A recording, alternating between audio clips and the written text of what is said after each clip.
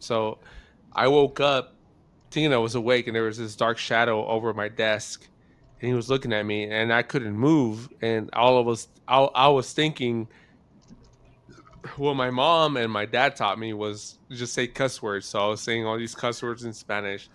Chinga tu madre, pinche pendejo, vete a la verga, cabrón. I was saying all those things in Spanish. You guys might be laughing, but I was saying tamale, burrito, frijoles, whatever. Okay. So I was like, I was going off on that ghost. I was like angry at him.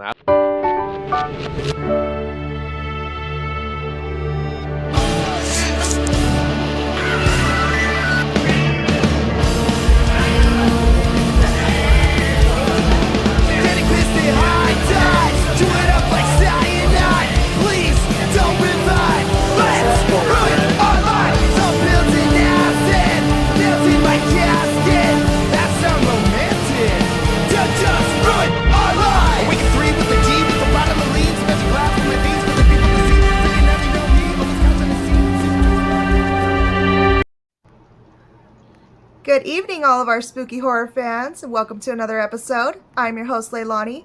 With us is Frank. Hey guys. And joining us today is our friend Josh. Hello, guys. Thank you very much for having me.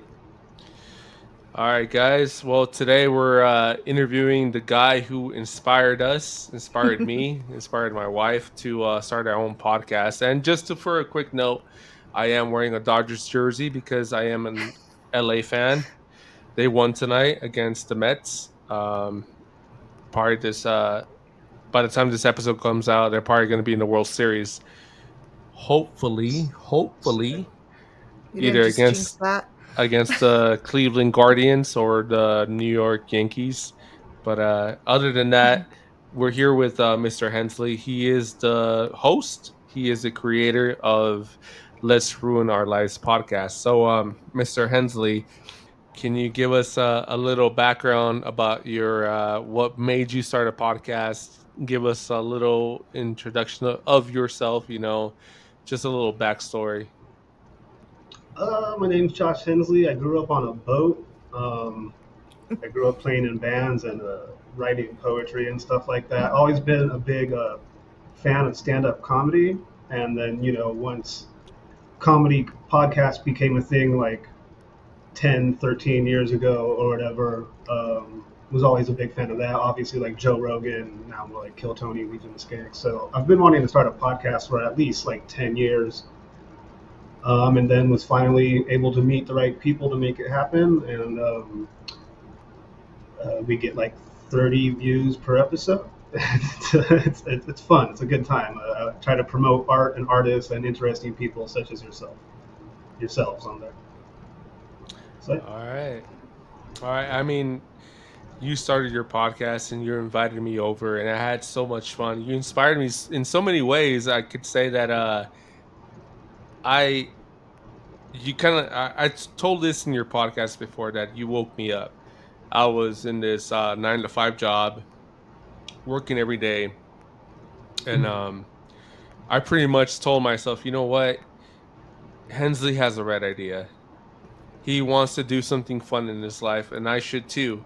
So I want to say thank you.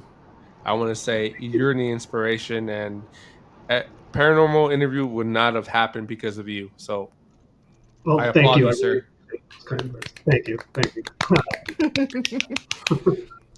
We, so- we just sounded like a 14-year-old kid just fucking spanking this meat right there. All right. Anyways, let's let's continue. All right. So we want to start off this podcast with the top three from bottom to top of your scariest movies that you think are the scariest. So we'll start off with you, Hensley, if you can, Okay. if you With want. Yeah. With number three, I would say Pee Wee's Big Adventure. The large Marge scene terrified me. I couldn't watch Pee Wee until like a couple years ago. Honestly, like it's scarred me for like 25 years of my life. When large Marge does the jump scare in the truck, I was like, nope. I was like 6, 8 years old or something. I was like, I'm done with this. I'm not. I did not like that at all. Um, Yeah. All right. And then the second one would be Jurassic Park in the theaters. I was 6. We were all 6 when that came out. I saw it in the theaters with my family, and I remember just like screaming and bawling, and I got like under my grandma's sweater. I was so terrified, like I had to hide from how scary I found Jurassic Park to be. But then, Oh, that in the theaters, yeah, because it's so loud and is so loud and intense. I'm a little frail child, grew up on a boat, probably my first time in the movie theaters. But I fell in love with dinosaurs like shortly thereafter, and I've seen the first 3 all in theaters with family. And then number 1 was when it was my 6th birthday. My brother was supposed to be babysitting me, but instead he just put me in front of the TV and turned on Leprechaun and left the house. that's a good one. Yeah, so I You was know, stuck you know that actor came out in Star Wars as who? episode 1 in the late 1999 episode 1. Yeah, the He Phantom was in Menace. Star Wars. Yeah, yeah, he Was that was in really? Star Wars. Yeah, I remember. Well, I remember that little short king anywhere. That's a fucking leprechaun right there in the well, pod he race. He starts was right to. there with the Yeah. Jabba the Hutt. That was Oh, okay. him. That's cool. Nice. Well, great selection. I agree with your top two. Your third one, I'm not sure about Pee Wee, but we'll kick it off with my wife, Lonnie. Yeah. What are your top three from bottom to first? I'd probably say Jaws was like number 3 because the fact that we live by the ocean, so then it kind of scared me to go into the water. So yeah, Jaws scared me, and then number 2, I'd probably say Friday the 13th. Never wanted to go camping. Number 1 was always Freddy. I used to have nightmares growing up of Freddy Krueger, but now he's like my all-time favorite. I love him, so Nice. yeah, those are What mine. what is that actor's name from Robert, England? England. oh my Robert god, England. England, Robert Yeah, yeah, England. yeah. I have the same birthday He. as Yeah. him. Oh, Oh, really? Yeah. oh, wow. All right, Hensley. All right, that's I never knew that. All right, when's your birthday? It's June 6th. I have the same birthday as Monkey from Korn, the character Damien from The Omen, the bass player from White Zombie, Paul Oh, Giamatti, wow. Sarah Bernhardt, and Robert England. So all really like dark, disturbing. Yeah. Well, Yeah. I applaud you, Hensley, because Robert England killed Jack Sparrow. He killed what's his Oh, name? sweet. What was that actor's name, Lonnie? What? He plays Jack Sparrow. I forget his name. Johnny Depp. Yeah, that pretty boy. Yeah, yeah. That was sad. That I was love sad. when he gets sucked into the bed, right, and just He says Oh, that my. because I love Johnny Depp, so that's why he says that. And all the yeah, yeah, blood starts like pouring out of the ceiling or something. Yeah. yeah. Nice. Whew. Awesome scene. Awesome scene. All So what Yeah. right, about you, Frank? so from starting from the bottom, I would say Michael Myers because not only was he a scary like he's the official incarnation of the boogeyman, Hmm. and he can stab you with a kitchen knife and kill you. But not only that, the music that comes from his the cinema Oh, that for was sure. created from him. You know, dun, dun, dun, dun, dun. Well, I can't even do it right now. But That's actually my ringtone for my phone. yeah, so everyone recognizes that piano verse right there. Sure. Yeah. Hmm. So that's why it's so scary. All right, so for second, I will say Freddy Krueger because he did haunt me for a while, and going to sleep wasn't safe anymore. You know, usually your most comfortable, most vulnerable place is when you're sleeping, and he kind of invaded my dreams when I was a kid. And I blame my sister for this because Yeah. in the late '80s, early '90s, she used to rent movies, VHS tapes, and made me watch them. And Freddy Krueger was the main you know the main videos we used to rent. Yeah. So Yeah. Freddy Krueger's number two because of that reason. So number one is no for no reason at all, but because when I was a kid, I used to love toys. I used to love Ninja Toy Story. Turtles, Batman, you know, Superman, GI Joe. So I used to always play with action figures, and when Chucky came out, I had this fear of my toys coming to life and trying to kill me or stab me or choke me or put a bag over my head. But anyways, Chucky was not my number one. I hated Chucky. I did not like that movie. I did not want to watch it, but I was forced to watch it because of my older sister, my older brother. So I would say Chucky was my number one fear growing up. Yeah, So now thinking about it, I still kind of have that fear watching him, even though that he kind of died down. They stepped him down from like the horror genre.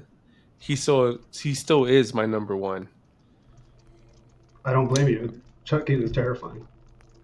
You'd think you'd All be right. scared of redheads. Yeah. No, no, no. Actually, Disney was the reason why I love redheads, which is the reason why Was I always make you dye your hair it red.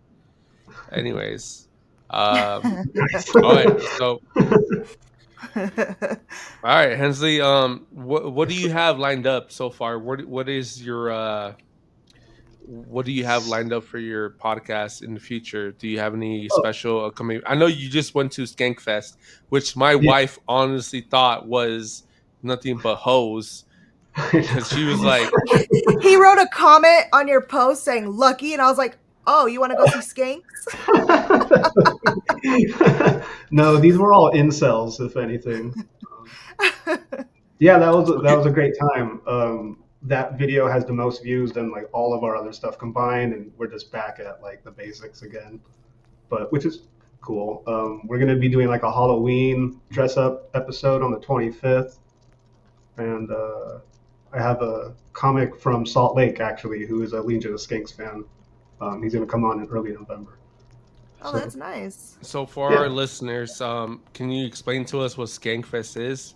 Because uh, yeah, certain wives out there kind of think that it's nothing but hoes. right. Or like a ska festival. So Skate is it's about like a 7-year-old comedy festival started by the comedy podcast Legion of Skanks, and it's evolved into the best comedy festival in the world. It's all like live podcasts, live stand-up comedians, jujitsu, music, sock wrestling competitions. It's just like kind of like the gathering of the Juggalos, but for comedy fans. And All right. very decadent, very. It was pretty expensive, but well worth it. I've never done anything like that before, and I don't ever want to go back to Las Vegas. So Good Wow. experience, huh? it It was. It was sounds, pretty mind blowing. Yeah. sound like he had a bad experience. No, it was just intense. Like I had to get my kid on the bus at like 8 a.m. and then I immediately had to shower and get down to the airport and then fly out to Vegas and check into my room and it's like 110 degrees. So it Ooh. was just really intense. And there's like excuse me, there's like 6 different theaters at Skankfest at the place that they did it. So you have to like choose who you want to see. And I kept taking breaks. It was just like I had never done the Vegas experience before, and I did it by myself this time. I bailed on my cousin who I was supposed to meet up with out there. I ghosted Ivan, my former co-host, because it was just like intense. It's like a music festival, but for stand-up. Like it's really hard to describe. But you just watch episode number whatever 13. That's the full description in there. I Sorry, saw the whole shameless episode. plug. Hensley, you have a story about the Yes. paranormal. So, my wife and I, we're a week away from going to a cemetery and experiencing more paranormal stuff for the first time for my wife. It's gonna be my Yeah. second time, or actually our third time, I would say, right, Lonnie? Uh, well, our first one was just us, but like you went with professionals. I sadly had to miss that one, but Oh, we're gonna see those professional people this time.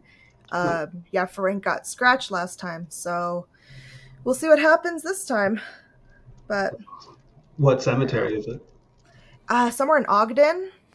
Oh, okay. It's, The, it's the yeah, it's pretty Ogden far. Cemetery. Yeah, Yeah. no, Okay. it's not that far away. It's like probably like an hour and 20 minutes away. It's not that It's far. not too bad. So Hensley, you have a paranormal experience, a story for us. So whenever you're ready, can you just give us the story about it?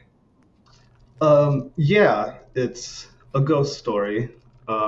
So when I was 18, years old. I moved in with my mom, and she's always been like a very hippie dippy spiritual type of person. Believes that like when things go missing, it's like gremlins making shit disappear or whatever. I'm sorry if do you cuss on this podcast? Yeah, you're fine. Okay. I won't Do go crazy. not do not wet the gremlins, or what were those things called? Was Gremlins, it yeah. gremlins? Yeah, the Gnomes? mogwai. You Uh, cannot wet them. Yeah, you can't feed them after midnight, and you can't get them wet, or else they turn into gremlins. Or the Oh, oh mogwai, yeah, Gizmo starts hatching eggs out of his back, and they turn into evil gremlins. I love that fucking movie. Both of yeah. them. That's a I good. see. Surprised you weren't scared of that one growing up. I embraced that one. I actually wrote like a short story based on it. We It's fan fiction, grew. but We, yeah. if you're Mexican, we grew up calling them chupacabras. Anyways, Hensley, continue with your story. Yeah. So yeah, I moved in with my mom when I was 18. It was the first time I lived with her since my parents divorced when I was a kid, and she was living in a townhome in Cypress, California, with her then boyfriend, whoever he was, some guy named Mike, and I had my own room, and just like weird stuff would happen, like pictures on the wall would just start vibrating out of nowhere and just shaking. And like, my room was right above the garage. So I was thinking maybe it was the garage door every time it opened and closed, but it would happen at like random times, right?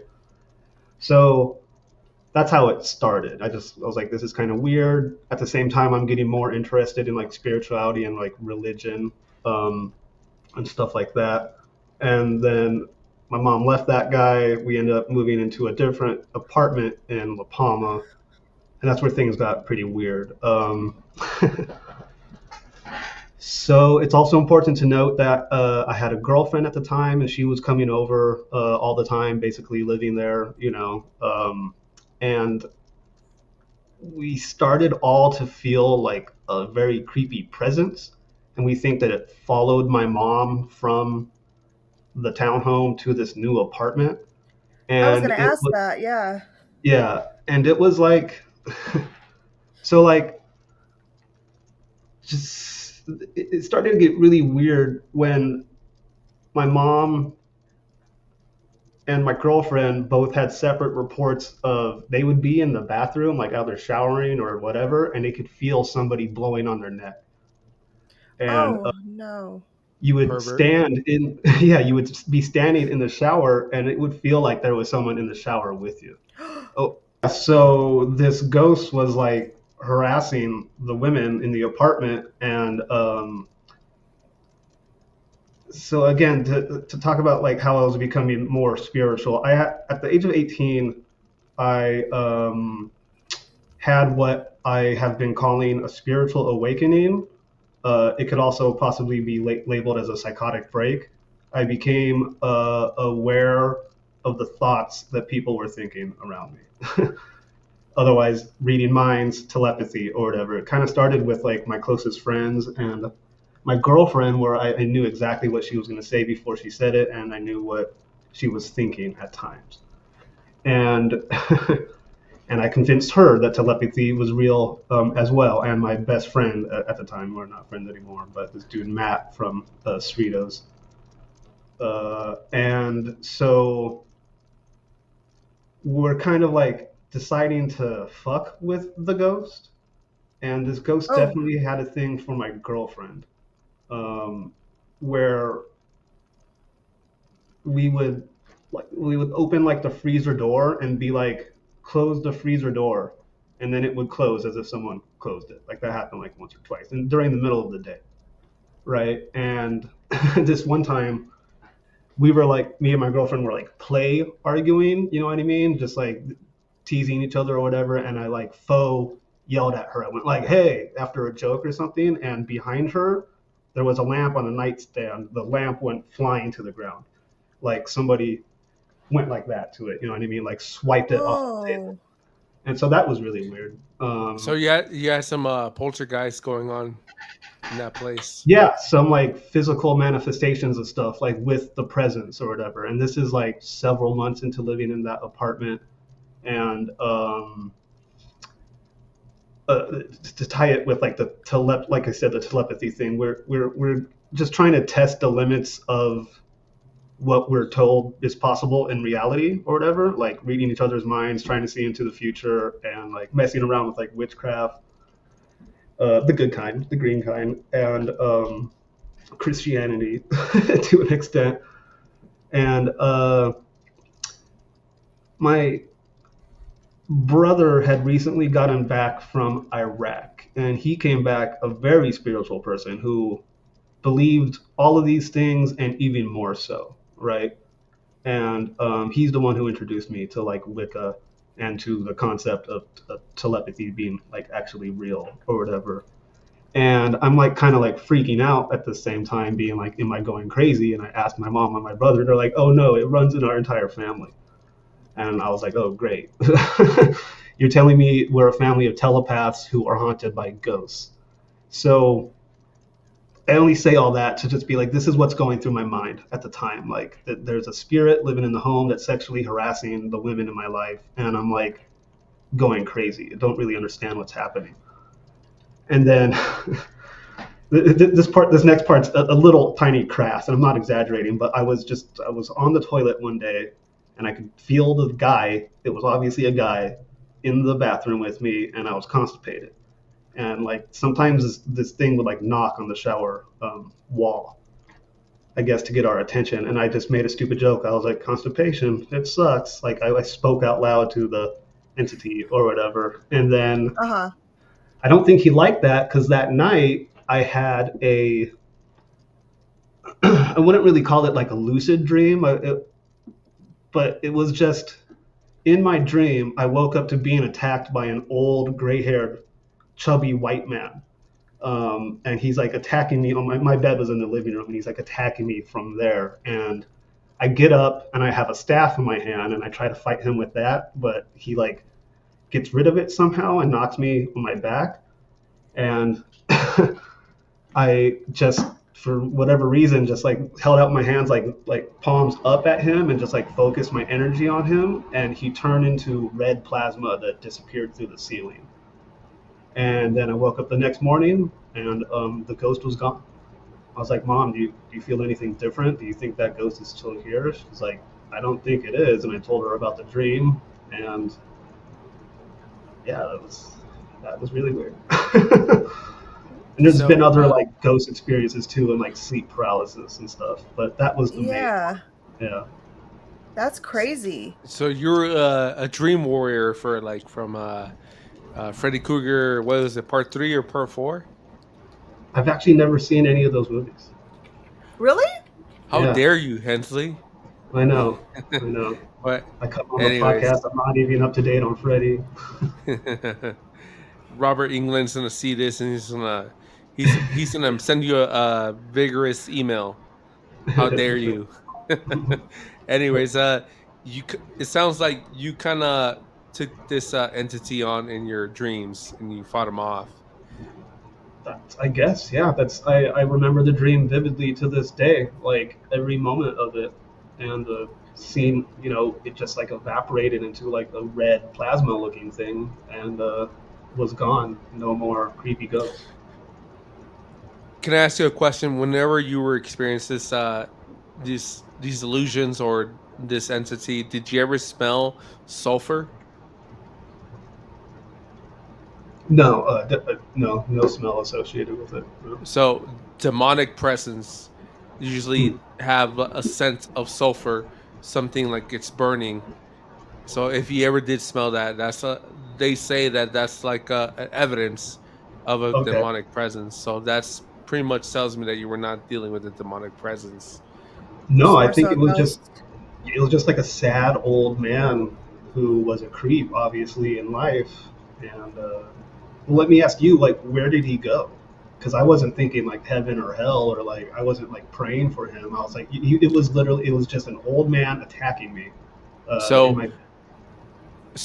in theory, from what I've learned in on this podcast from listening to other people, there are entities that are parasites, meaning people who are not willing to die, who are not ready to die, who are bitter to die.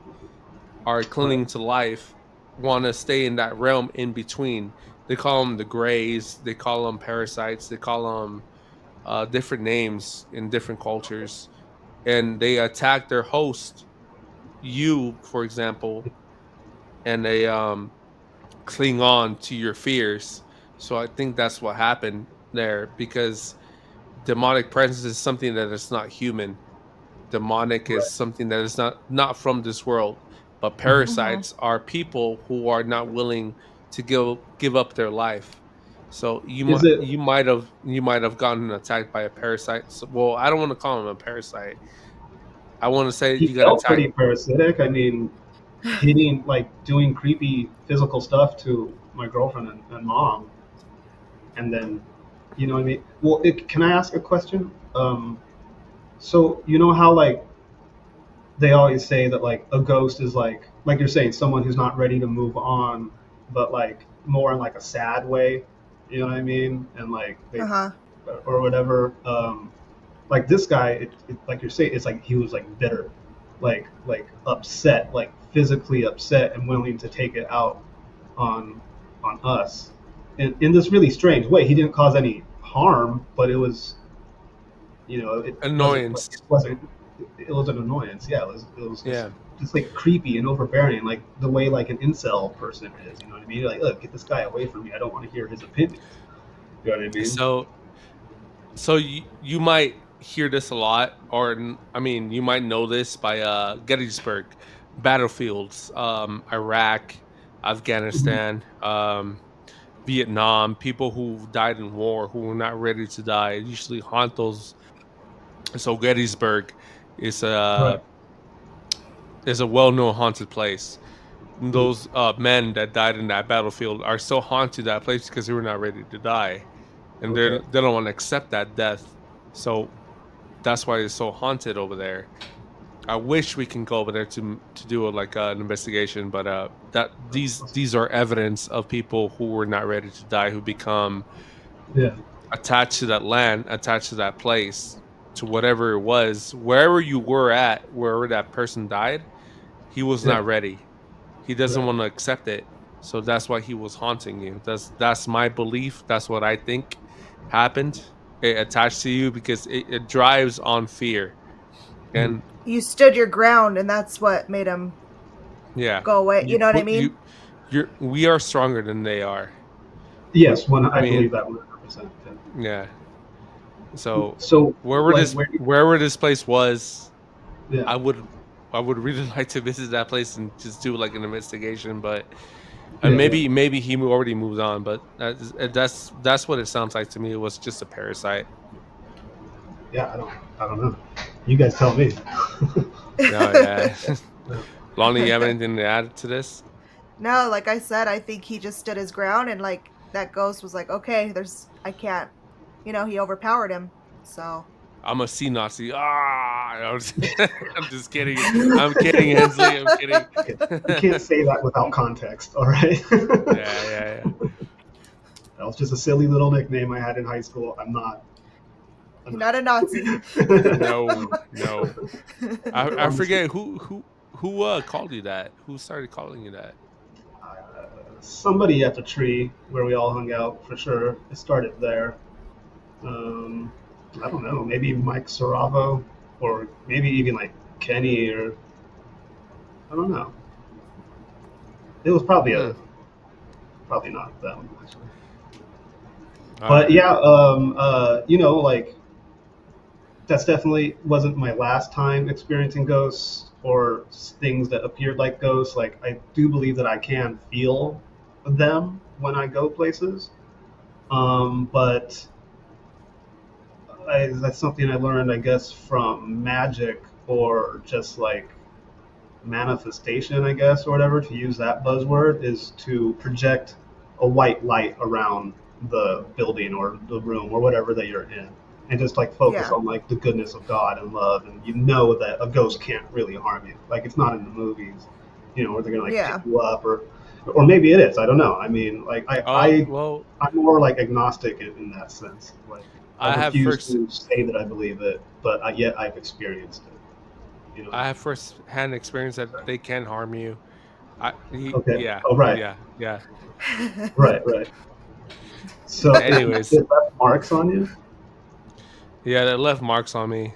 Yeah, I felt like this weird, like I got stung by a wasp, but that's story for another time. I already told that story before, so I'm not gonna Okay. repeat it again. But all right. So just tell us about your sleep paralysis then. Yeah, it was the first time I moved out to Arizona. I was 20 years old, working at a Quiznos ran by Mormons. And just one night, and so I was actually living in my brother's apartment, but he was living with his girlfriend.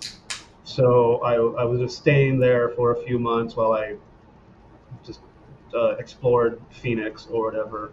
And one night I woke up in a dream to it went from being my brother holding me down, like where I couldn't move, I was in paralysis, but then it changed into this a different dark-haired guy, and it was mostly the guy who was holding me down for like I don't know 30 seconds or a minute, and I managed to get him off of me, and he went flying backwards and disappeared through the wall.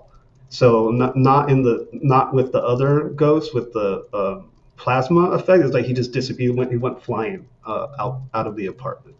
And I remember Wow. seeing that with my open, awake eyes at like the last 2 seconds of it, and that was really freaky.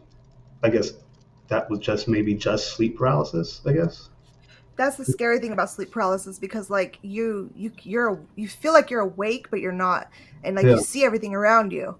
Because I've had Yeah. it a couple of times, and yeah, sure enough, there's something holding you down, and once you get them off, they just vanish. Okay. So yeah, So that's really creepy.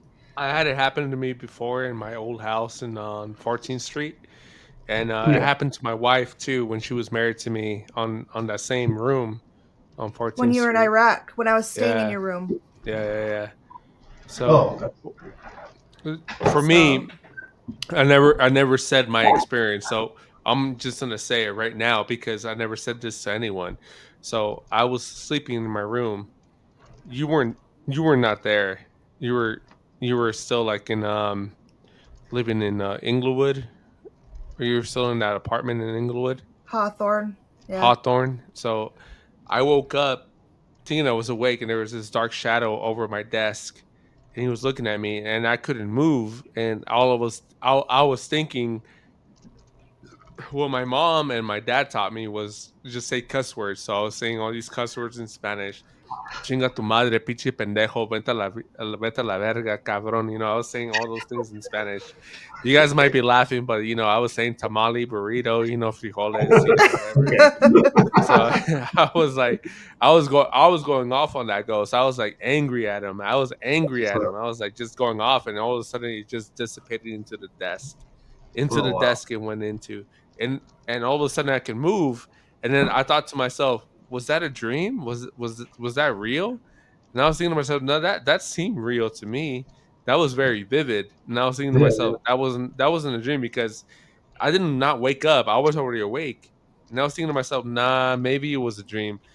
But then when I started realizing, like, wait a minute, I don't remember opening up my eyes from that. So I just remember coming Right. to, Right. feeling Exactly. my Yeah. body, feeling my hands, feeling my toes. I was like, whoa, wait a minute.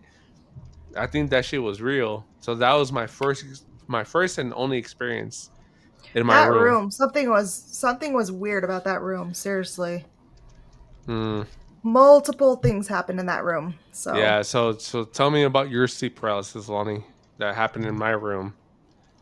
I did tell you. Well, no, Did you you guys haven't. see the same person? Or? I don't Uh, know. I just remember laying there and there was just a shadow over me and I kept trying to move and I could not move and I just felt like my chest was so heavy and then I like finally I was just remember trying to scream and nothing was coming out and then I finally just was like get the fuck away from me and then it finally went away and it just disappeared in the corner. yeah, But that was actually me. Bill Clinton came over me, and I was like, "You'll be my Monica Lewinsky." Ha ha ha ha ha. Yeah. God.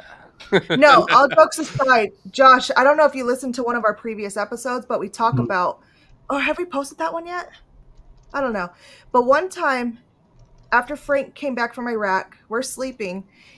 He woke up, grabbed me, and started talking to me into another language. No, Like, man. I don't, I'm not even kidding. I was like, what the fuck? I was like, Frank, wake up, wake up, wake up.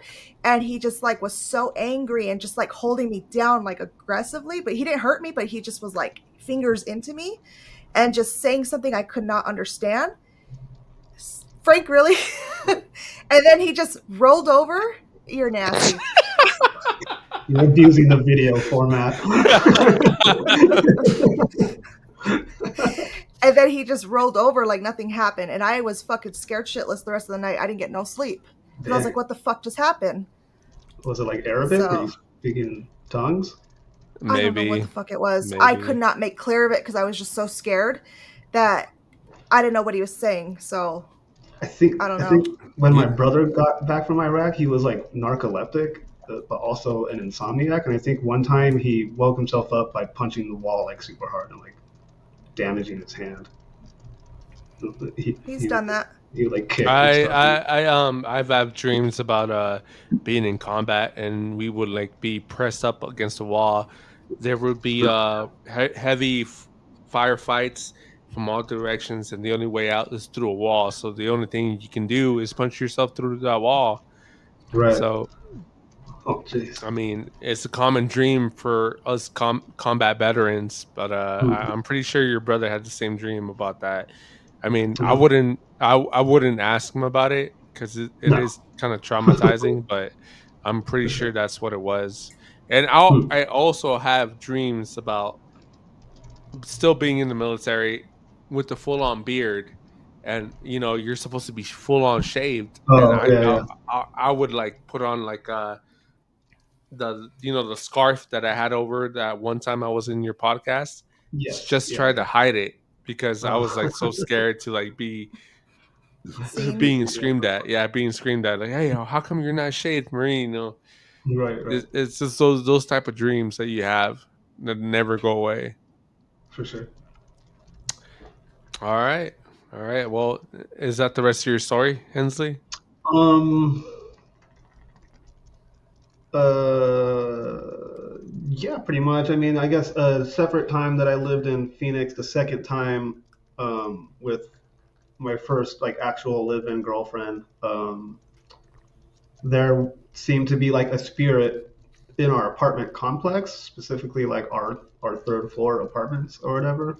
And sometimes it would seem like it would manifest as like a shadow of a cat or the shadow of like a little kid, and it seemed to be the same entity. And my girlfriend and I both believed we had experienced that or whatever. Sometimes it'd be a kid, sometimes it'd be a cat, and it would just sort of like linger. It didn't feel negative in any way. Oh You know how like wow.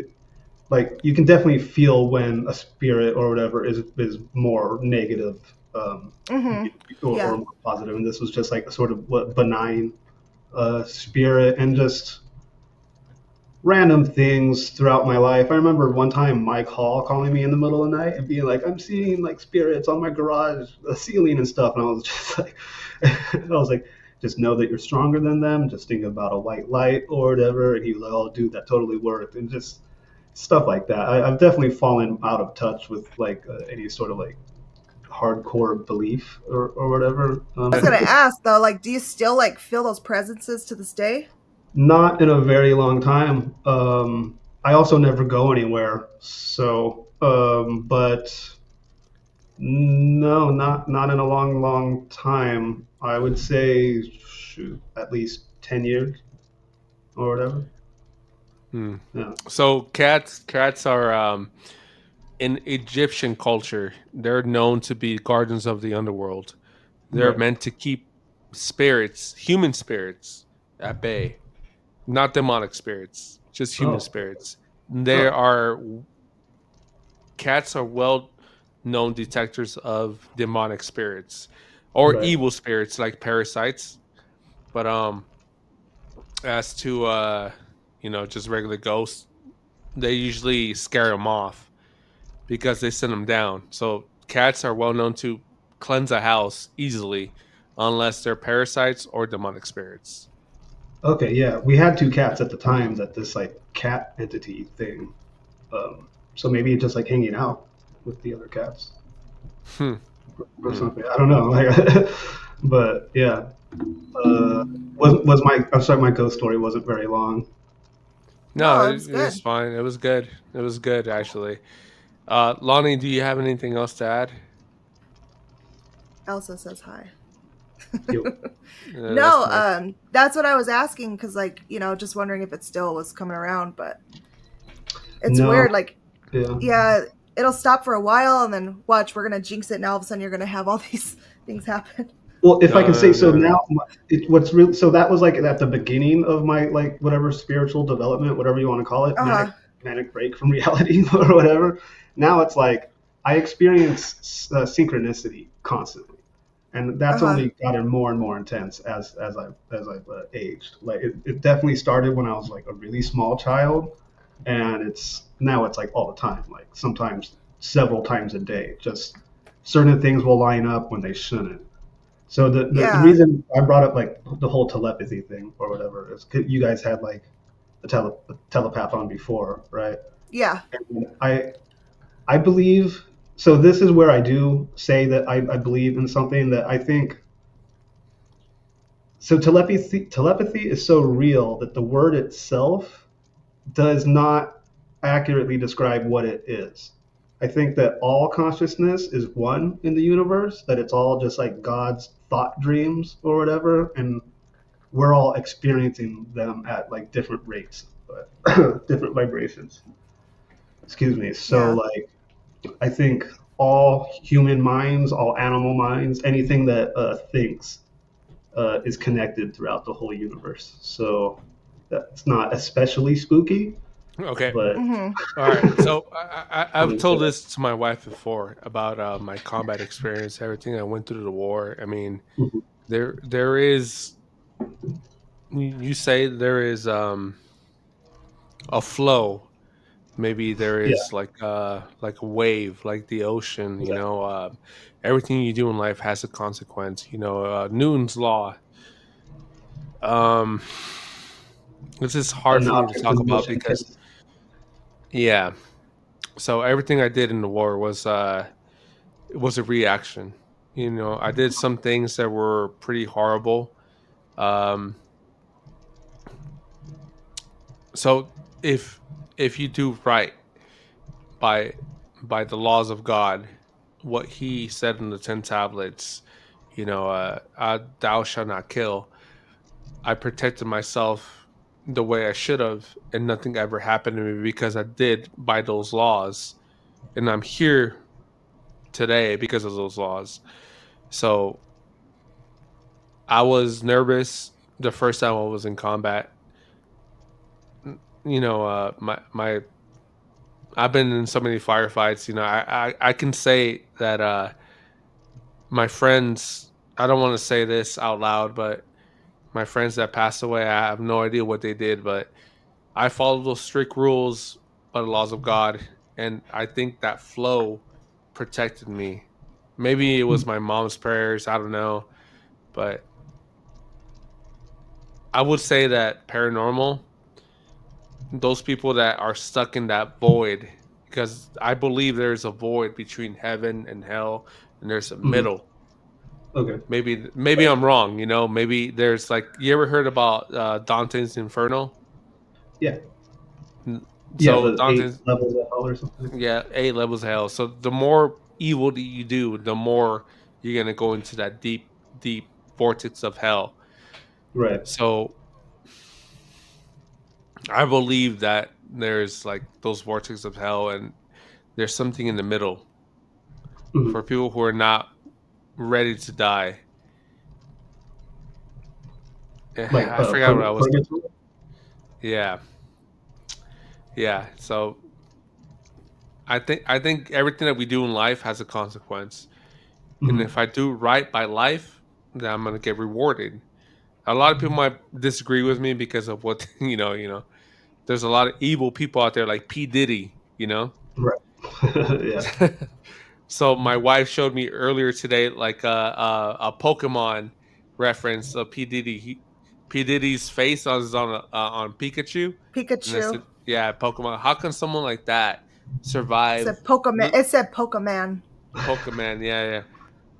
So I question life sometimes when like, how can evil people live like that, and be Right. rewarded? But in the end, he is getting he's in prison right now, right? Is he? I think so. I I think. feel like people like that sell their soul to the devil. I don't know. Maybe, That's how they get maybe. away with so much. You know what I mean? Like, I don't know. But towards the end, the devil's gonna collect. So Hmm. yeah, I don't know. So It why does Donald Trump keep not getting accurately shot? it Oh, I just bothers thought of me. something else, like a demonic thing. If I can tell it real quick. Yeah, Um, go for Go it. ahead. it was actually the first time that I lived in Arizona, probably after the sleep paralysis event.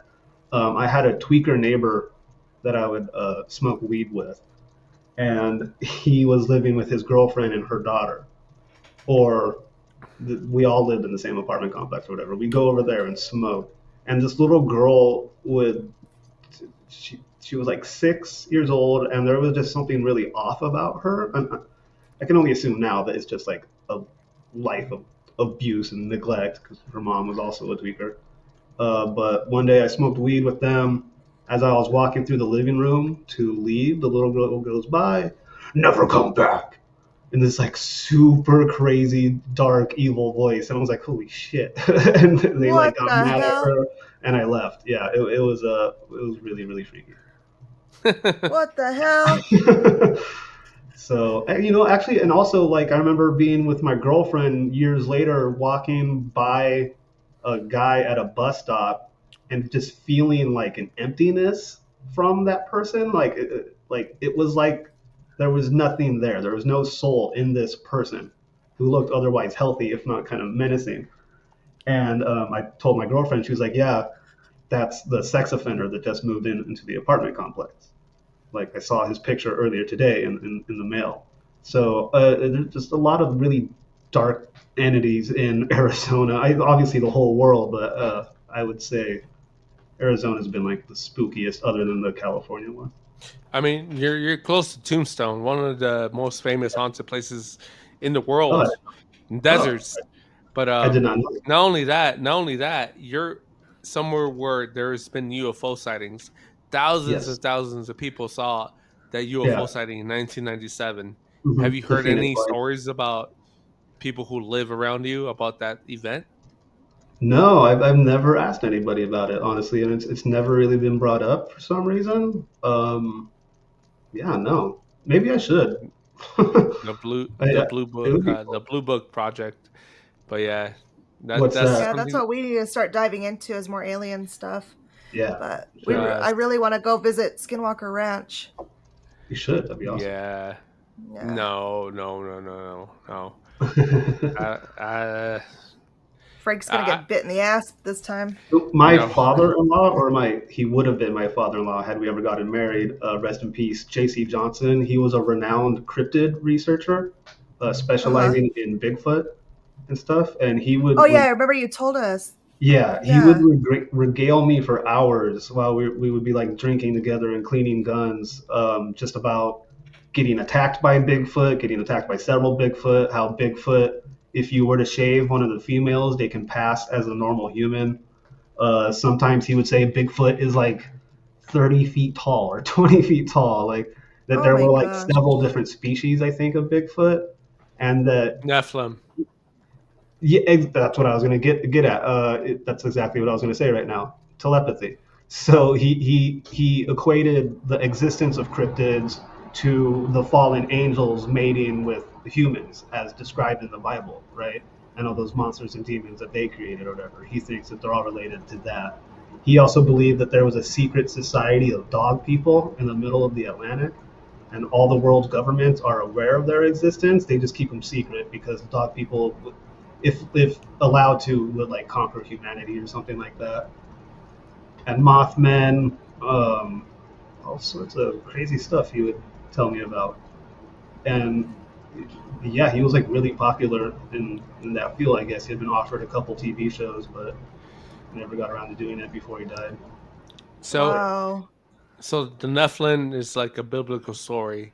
If our listeners haven't heard that story, is yeah, like you said before, angels mating with human beings created Nephilim, giant creatures that were over 10 feet tall, 20 feet Mhm. tall, had red hair, gray, greenish skin, and even 6 fingers. So there's Oh, a lot of stories about them. yeah. Huh. So one of the stories that fascinates me about Nephilim is I think I'm not sure if they're called the Navajo, but they're in Nevada. And they supposedly trapped the Nephilim, the giant creatures, Yeah. into this cave because they ate humans like regular humans. Oh, okay. So they were cannibals. So they ate us regular people. And follow us on Paranormal Interview. So it's Paranormal INT 24 on Instagram. And if you want to send us an email, it's paranormalint24 at gmail.com. We have on. You have anything else to add? No, just thank you for joining us, and we appreciated it, and hope everybody has a good night.